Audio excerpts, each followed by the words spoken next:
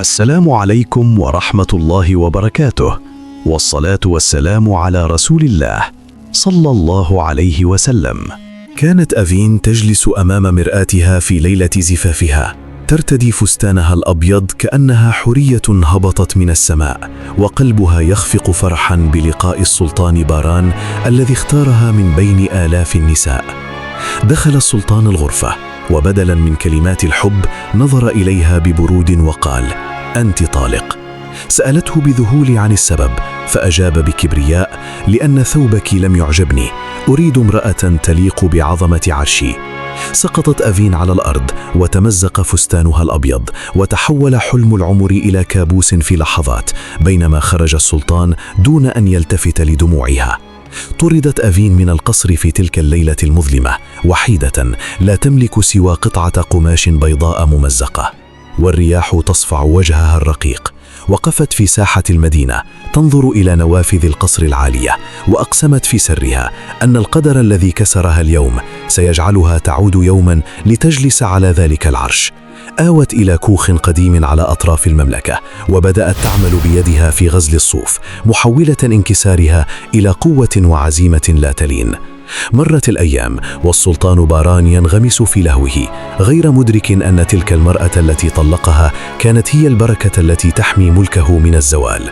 بدأت أخبار أفين وفطنتها في حل نزاعات القرويين تصل إلى مسامع الناس، وأطلقوا عليها لقب الحكيمة الصامتة. وفي القصر بدأت المؤامرات تحاك ضد السلطان من أقرب أعوانه، والاضطرابات تعم المملكة بسبب قراراته المتهورة.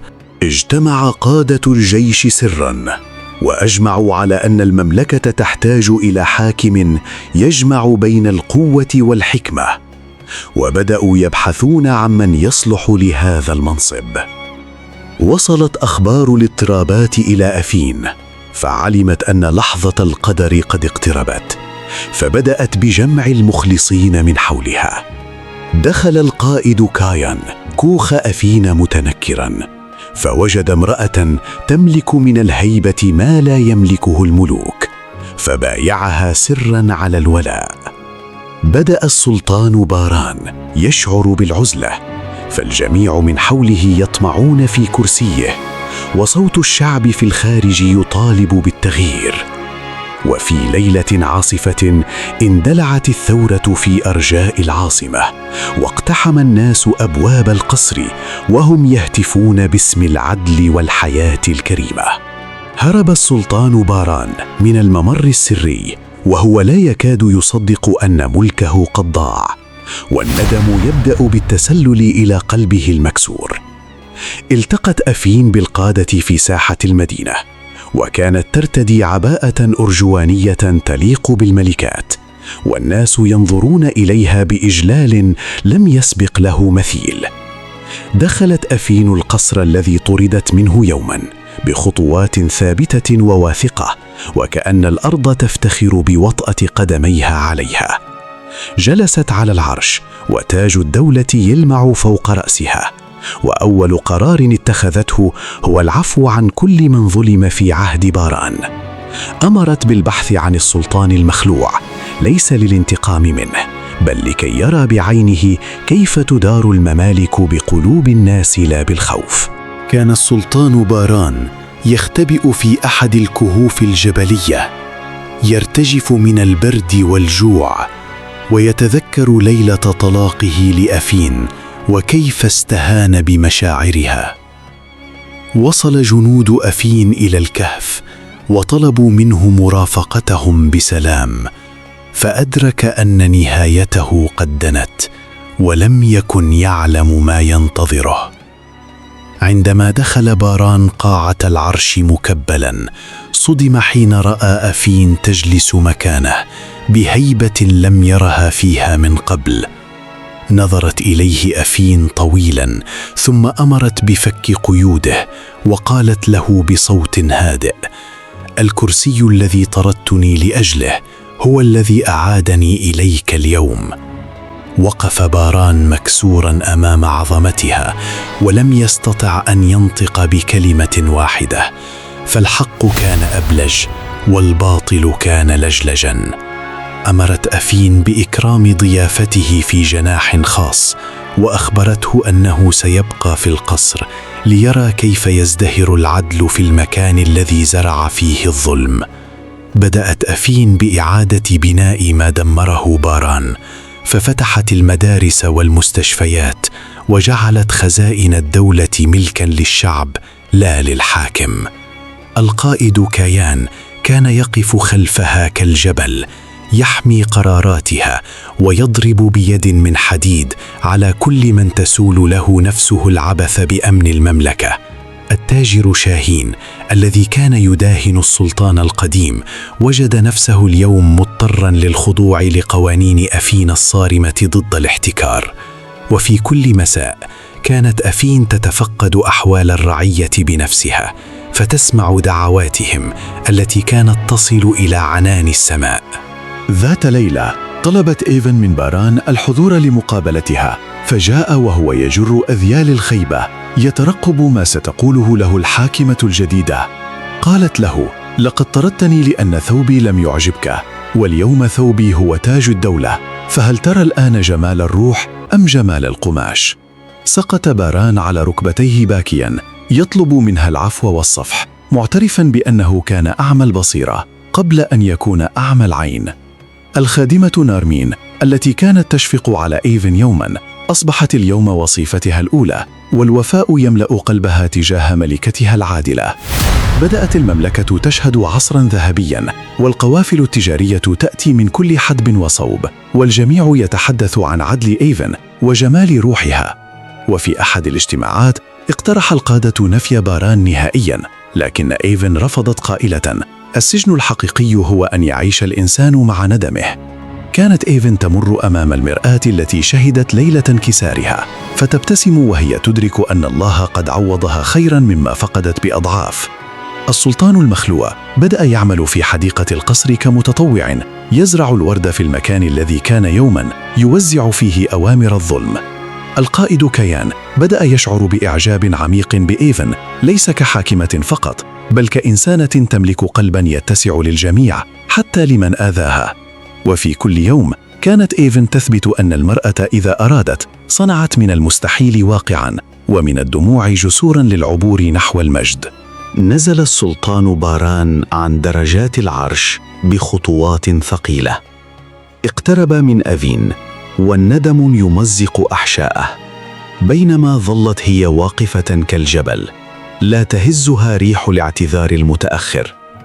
مد يده المرتجفة نحوها، تلك اليد التي وقعت قرار طردها يوما كانت الآن تتوسل غفرانا لم يكن يعلم إن كان سيجده في قلبها الموصد. تراجعت أفين خطوة للخلف، لم تكن تلك اليد تعني لها شيئا سوى الذكرى الأليمة، فالمناصب لا تمحو الجروح، والقدر لا يعيد من كسر. في الخارج بدأت جموع الشعب تدرك أن عهدا جديدا قد بدأ، والقائد كايان يراقبهم بصمت، مدركا أن الحاكم الحقيقي هو من يسكن قلوب الناس لا القصور. قالت أفين بصوت قوي: انظر إلى شعبك يا باران، لقد أهملت الرعية وانشغلت بظلم أقرب الناس إليك، والآن هم يطلبون العدل الذي حرمتهم منه. فتحت الخادمة نارمين النوافذ الموصدة، ودخل هواء الحرية إلى ردهات القصر المليئة بالغبار، وكأن القصر نفسه كان يتنفس السعداء برحيل الظلم. تقدم السلطان نحو الشرفة، رأى وجوه الناس التي لم يراها منذ زمن، وأدرك أن المنصب الذي كان يفتخر به لم يكن سوى سجن ذهبي بناه بنفسه. حضر التاجر شاهين ومعه سجلات المملكة، وقدمها لأفين بإجلال، فهو يعلم أن هذه السيدة تملك من الحكمة ما يزن ذهب العالم أجمع.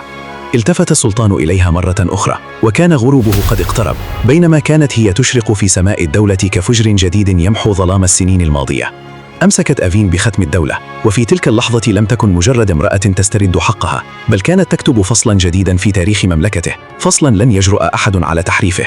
سلمت أفين مفتاح الخزانة الكبرى للقائد كايان، وأمرته بفتح أبواب الحبوب للفقراء، معلنة أن خيرات الأرض لن تحتكر بعد اليوم خلف الجدران.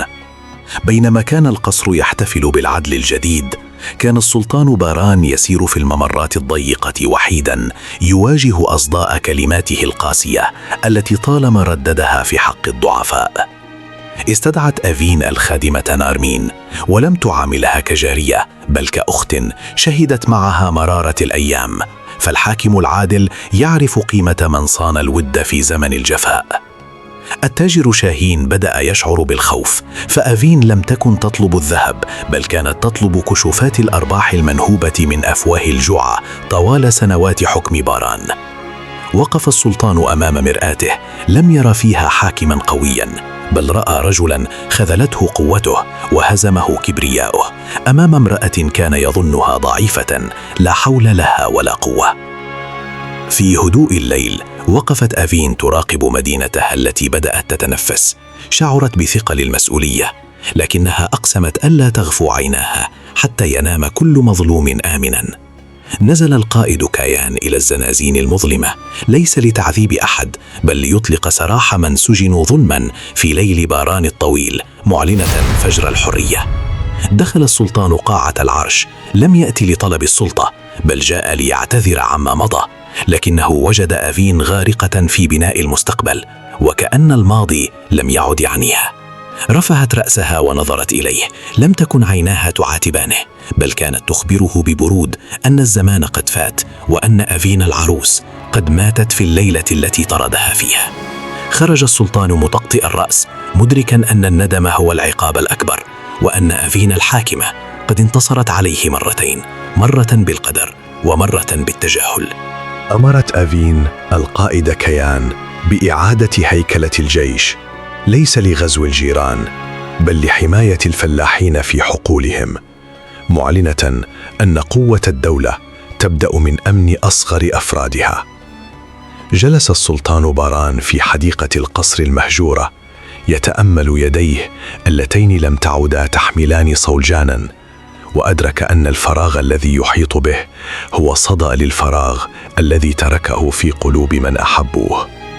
قدمت نارمين الشاي للحاكمة بامتنان، وفي نظراتهما كانت تختصر حكاية سنوات من الصبر، فالمرأة التي كانت تخدم بالأمس أصبحت اليوم هي من تخدم العدالة.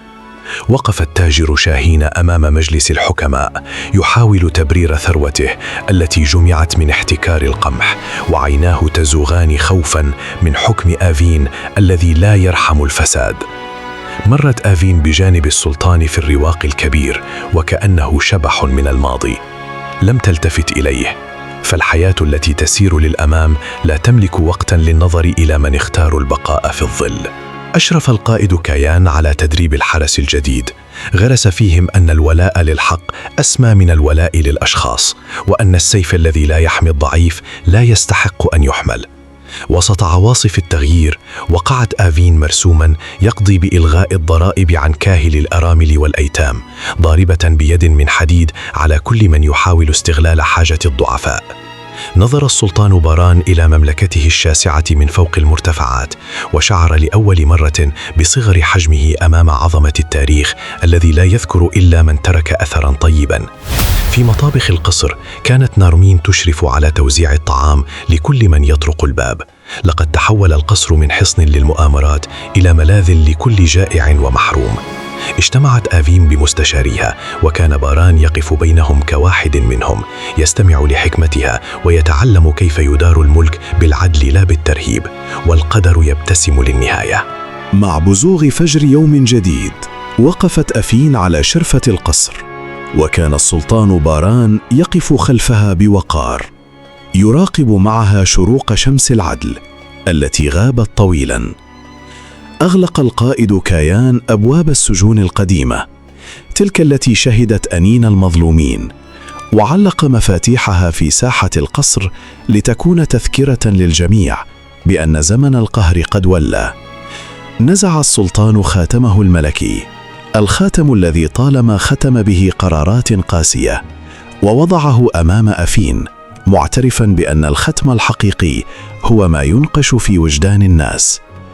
الخادمة نارمين التي ذاقت ذل الخدمة أصبحت اليوم المسؤولة عن جنائن القصر، تزرع الزهور في الأماكن التي كانت يوما مسرحا للمؤامرات.